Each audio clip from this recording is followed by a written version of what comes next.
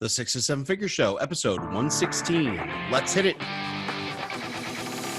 Broadcasting from the Valley of the Sun outside Phoenix, Arizona. This is the 6 to 7 Figure Show.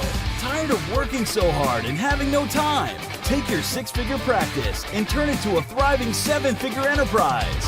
And now, your host, author, speaker, mentor, and strategist, Frank Bria. Hey everyone, welcome to the 6 to 7 Figure Show. I'm your host, Frank Bria. In today's episode, we are going to focus on foreign language translation. But first, a quick message from our sponsor. This episode of the 6 to 7 Figure Show is brought to you by High Ticket Program. Any service business owner looking to reach seven figures suffers from the same problems. When you start the journey, you're on your own, managing tasks and maybe a few team members. But as a seven-figure business, now you need a team that's executing for you, day in and day out. And somewhere along the way, you have to hire, train, and manage these team members, even if you've never done any of this stuff before yourself. And if you don't manage scale and growth at the same time, you'll end up crashing under the weight of new customers or building an expensive operation you can't afford to keep running. So if you want to avoid these problems and get past seven figures, then let's talk. Let me map out a plan for you of pain-free growth. I'd like to speak with you personally and tailor the plan for you. So text HTP to 602-698-7575. That's my direct line. The messages come to me, and if you're serious about finally achieving seven figures in your business, that number is 602-698-7575. Text the code HTP. I'm absolutely pleased to be introducing today's guest. Sean Patrick Hopwood is the president and CEO of Day Translations, a language service provider that offers individuals and companies from all over the world translation, interpreting, localization, subtitling, voiceover, and multilingual marketing services. Sean, welcome to the show. Thank you very much. It's my pleasure to be here. I appreciate you taking the time to interview me. Oh, no, it's pleasure's all ours. Thanks for taking the time out. So tell us a little bit about, I mean, obviously you're doing translation work, but kind of walk us through some of the use cases of some of the things you're doing for your clients. Well, I started the company a long time ago. What the use case, what we have now is basically, it's a very varied industry. So we'll get, let's say, a law firm that will contact us. They will need a legal translation, for a court case. Let's say they had a patent that they wanted to file in Chile, or a company that's from China that's wanting to do business in the United States. We translate their documents. They call us. We translate their documents for them. A lot of times they need things legally done, so we do all the legal processes as well as doing certifying it officially for the United States. And that's basically what we do, and it varies by industry. We do it for the medical industry. Right now, the biggest booming part of our industry is localization of video games and software and stuff like that. So we're really getting into that. It gets really deep and complicated, but yeah, that's basically what we do. People give us documents or software and stuff like that, and we translate. And we also we create a lot of different types of software for businesses as well who want to go global and do business, internationally. Nice. All languages, any language? What's the reach? Yeah, that's the very interesting thing about us. There's a lot of companies who just want to do the main ones, like Spanish, French, Chinese, German, but no, we do all languages. We don't turn anyone down. We've gotten contacts for tribal languages. We've gotten contacted for ancient Ottoman, which is, not many people even speak it anymore. We found like 2 or 3 people left to speak it, and we got it done. It was like an old ancient, streetway that they wanted it translated. It was like a map. It was exciting, and I've used that as an example for my employees as well, because I said, use this. We will not turn this client down. It's rare, but this is going to show you a lesson and who we are as a company. We don't turn anything down, and it made us. These kind of things make us stronger. If you just do what's easy, that's really not that's not going to get you anywhere. Yeah, it's like I say, if it were easy, everyone would be doing it. Yeah, exactly. How did you get into this? What was the entrance into this particular area? Well, I love languages. I'm so lucky to be working and doing what I'm doing. I I was a guidance counselor for Hispanic students in a high school. Then I was a teacher for Korean students. Then I started learning languages when I was really little. I don't want to, get too long about it, but I started learning languages when I was really young. But so I was an interpreter then I became an interpreter at a law firm. Then I became an interpreter at a hospital. And after that, I said, well, let me try to, start doing this on my own, so I started reaching out clients, actually doing translations myself. It was mostly Spanish, a little bit of French, but my Spanish and English are just, I can translate those perfectly. Yeah. And then after a while, I just, the clients started coming in more and more. And I learned I have to start evolving as a person if I want to be a true entrepreneur. And so I started hiring people to do my job for me and do the translation for me. And it just snowballed from there, And any entrepreneur who listens to this, you probably realize you're going to have to keep changing who you are as the days and the years go by. I was a translator, then I was a manager. Now I'm just kind of like a motivational speaker. It keeps changing, and you have to learn to evolve. Yeah, I couldn't agree with you more. I describe the business growth process as a personal transformation journey. It really is, and if you don't think it is, then you're going to end up getting stuck, and then your business won't grow.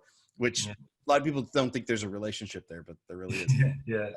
That's cool. So you go after every language. So how are you staffing and sourcing those projects when something odd comes in, like ancient Ottoman? Well, we have very interesting ways. There's forums. There's for the basic languages, there's forums where you can just look for people. And we've been in business for 14 years now, so we're in a very strong position where all the people we've had, they've been with us for a long time. So we don't even have to look anymore. We've had them in our database. But for these ones like ancient Ottoman, or there's some languages like Tigrinya is a language in Ethiopia, where it's kind of hard to find. So we find different, we've actually looked on different societies on Facebook. There's different organizations, like the Ethiopian Society of the United States and stuff like that. And then we call them, and, they're always willing to help each other out. So they help out their friends. They're like, hey, this guy's got a job. And, and that's how we started, with these rare languages. We did this language called, Fulani, which is a West African language. And, I have some friends that I play soccer with from there.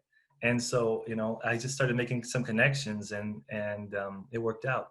And my whole life has kind of led up to this point, because I've always surrounded myself with people from all around the world. So like right now I can basically go play soccer and just find friends who speak all these languages. It's really nice. Yeah, it's a really cool business model. I mean, one of the things that, is as we were doing background research on your company that I personally like in prepping for the interviews, you go to events and stuff where people are like, well, if you had all the money in the world, what would you do? If it didn't matter, if the money didn't matter. And for me personally, I would go embed myself in a country for 3 months and learn the language. Like that's always been, and they're like, okay, so not a business model in that, but you're the counter example that there is a business model in that, because you've got it done. And my grandfather, I'm sorry. And my grandfather used to tell me, like, I love languages, but I said, I'm going to be a pharmacist. And my grandfather, the company is named after him. His name is Francis Joseph Day. Okay. And that's why it's called Day Translations. And so he told me, no, just do what you love, and you'll find a way making money doing it. So that's what I did. And I did. I immersed myself. I went to Morocco, and I immersed myself in the Arabic culture, and I learned Arabic there. That's awesome. So how many languages do you speak now? I speak 4 pretty good, okay. But a lot of multilingual people will tell you, it just has a gradient, Sure, it's like the perfect language, and then it goes worse and worse. Oh yeah, absolutely. Yeah, so I speak a little bit of German, a little bit of Portuguese, just some basic Hebrew, and stuff like that. But I also started learning Chinese, and I really want to get better at that. Yeah, that's a tricky one. I've started and stopped that one a few times myself. Yeah, I started and stopped it too. Yeah.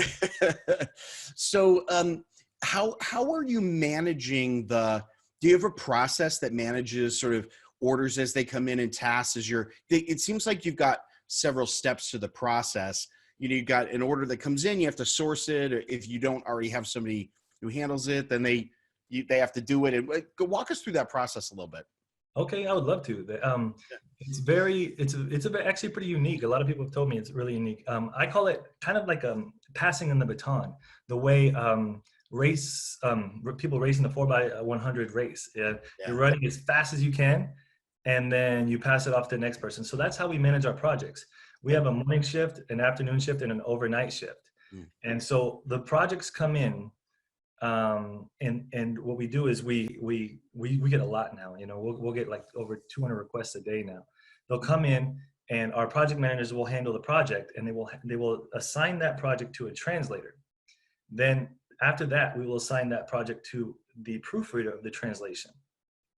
Once that is done, the project manager who is on staff. Now this will be a different project manager because they might not be done during the same shift. So let's say it comes in, it becomes completed at 1 a.m. Well, our 1 a.m. shift will look at it. They will check everything, make sure it's perfect, and then they will turn it into the client.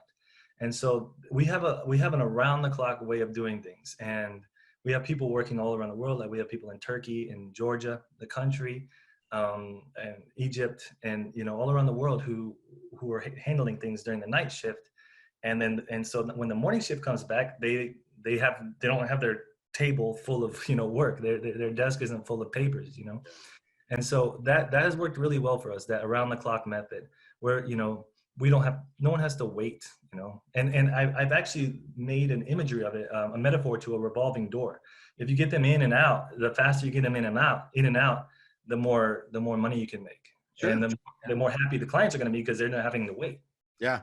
I mean, I know that a lot of companies, a lot of large corporations have that kind of round the world approach. The last one I worked with was IBM. They had people all over in every time zone. And so they could hand work off, but it's unusual for a smaller company to have nailed that process. So that's really interesting. Yeah, it's interesting. Yeah, it's fun.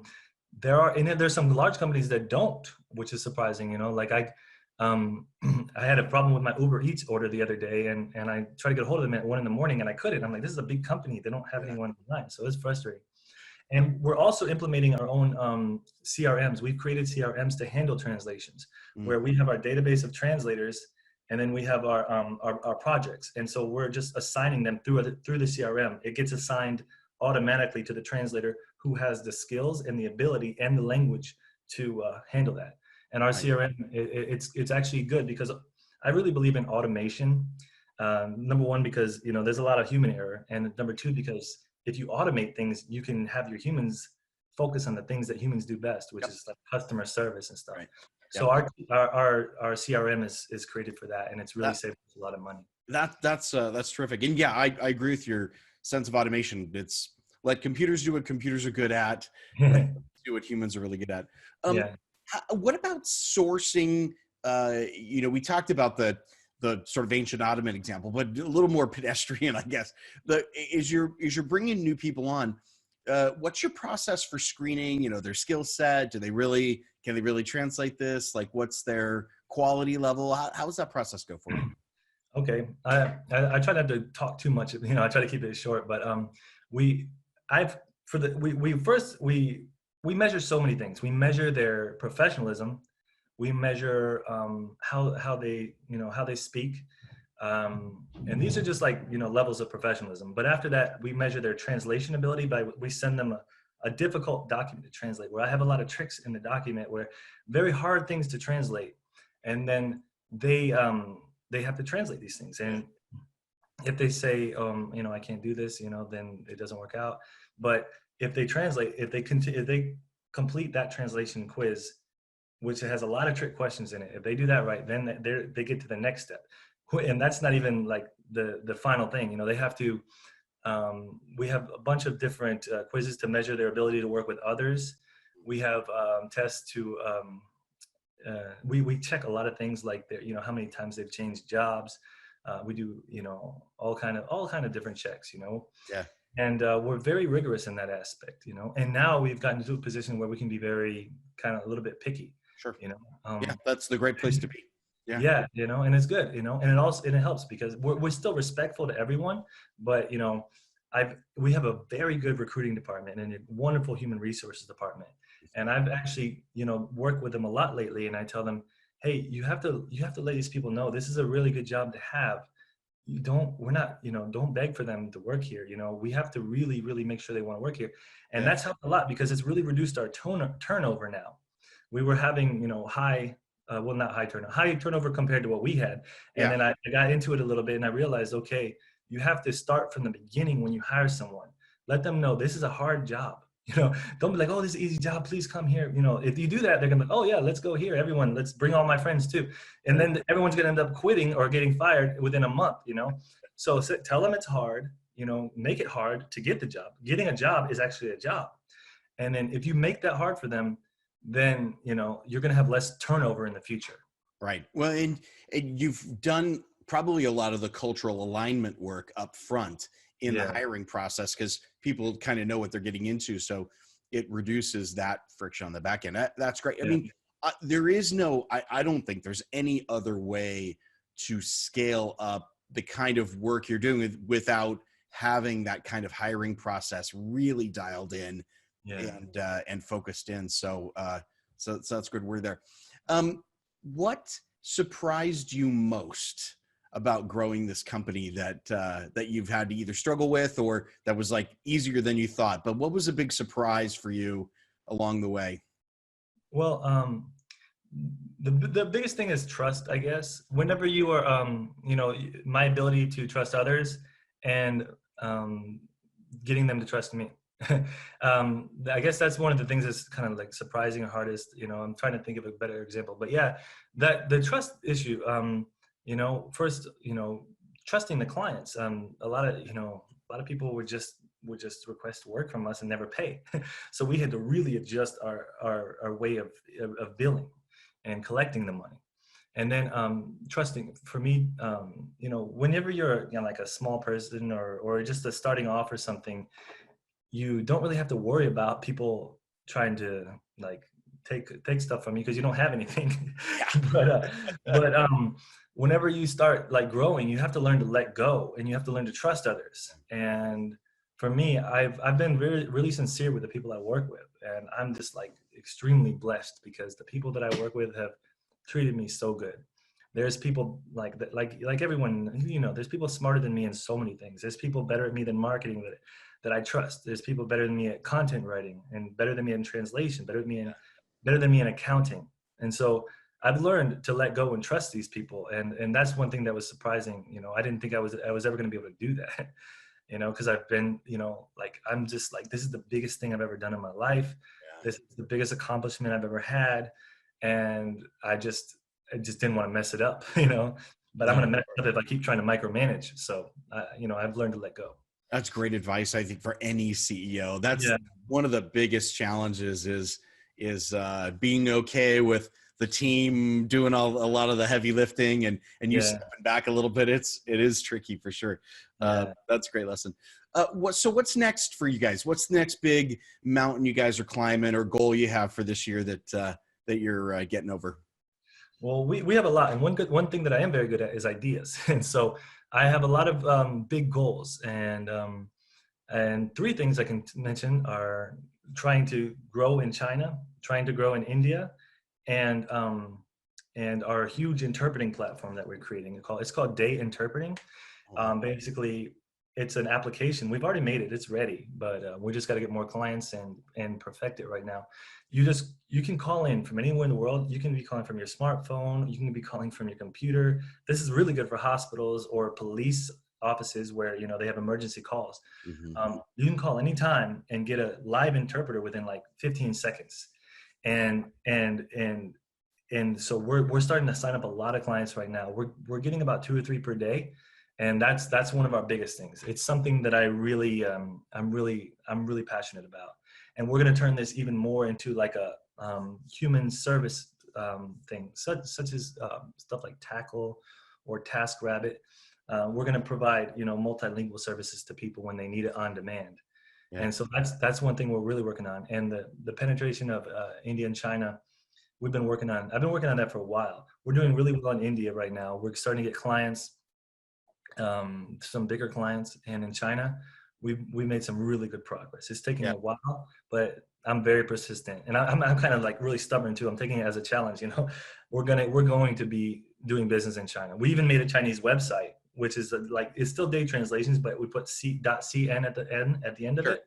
Yeah. It's all, and if you want to know like what localization is, like the total definition of localization, you look at our homepage and then you look at our Chinese page. It's totally localized for China. It's in Chinese. The colors, the graphics, everything is changed for their culture. Yeah. So, that's one thing that my whole life I've been passionate about cultures, and this is like the perfect example of localizing something for a different country. That's really smart. A lot of people don't think all the way through on that. They think localization is literally just word translations, words of resources, just translate them, swap them out. It has nothing to do with the pictures and the color schemes and all these things which are cultural important. Yeah. The idioms or what their culture beliefs, right? All these things, you have to think about all that stuff. So that's really smart. So if you had to go back and tell the younger Sean, whisper in his ear, piece of advice that would make the journey a little bit easier, what would that be? It would be to be more patient, to organize and plan a little bit more, and don't be so bullheaded. So it's helped me in a lot of ways to be so like, I gotta get this done. This has to be done, But I think organization and patience pays off a lot whenever you're running a business. It's good to kind of have that attitude where you just take risks and keep moving, but you have to balance it out with organizational skills. Sure. And I have some people right now working with me who are really organized, and they're helping me out a lot with that. Another thing that I'm not great at. So there's a lot of things I'm not good at, but I'm willing to ask for help. And I've heard you in some of your other podcasts about that too, where people are very successful who are willing to ask for help. Yeah. And so, so if I could definitely talk to my younger self, I would definitely say, be patient, be organized, and don't just rush into things. Yeah, that's great. That's good advice. And yeah, it's true. I mean, none of us are great at everything. It's just not a thing. And I was telling someone the other day, I think it's an old African proverb that says, if you want to go fast, go alone. But if you want to go far, go with people, go with a group. Heard that one. Yeah, that's a good one. Sean, thanks so much for being with us. Really appreciate it. It's been a great conversation. You got some exciting stuff going on. Besides my own personal interest in foreign languages, it's a fascinating business model. You guys are doing some really awesome stuff. I can't wait for the on-demand interpreter service to roll out. That's really interesting model. So thanks so much for spending time with us today. Thank you too. Yeah. One last question. If people want to get in touch with you, want to find out more about day translations, what's a great place for them to start that? Well, my website is seanhopwood.com. It's SEAN hopwood.com. And you can just Google day translations, and, all of our media and websites will come up, Cool. Day translations. Awesome. The link directly to Sean is here in the show notes below the video. If you're out and about listening to the audio, come on back, click on through to connect with Sean at Day Translations. Thanks again for being with us. Really appreciate the time. All right. Thank you very much. And thanks so much for being with us on the 6 to 7 Figure Show. I've been your host, Frank Bria. Just a quick reminder, if you want to talk about getting your business past the 7-figure mark, send me a text, HTP. The number is 602-698-7575. We'll come up with a plan together. That's HTP to 602-698-7575. That is my direct number. We will see you on the next episode of the 6 to 7 Figure Show.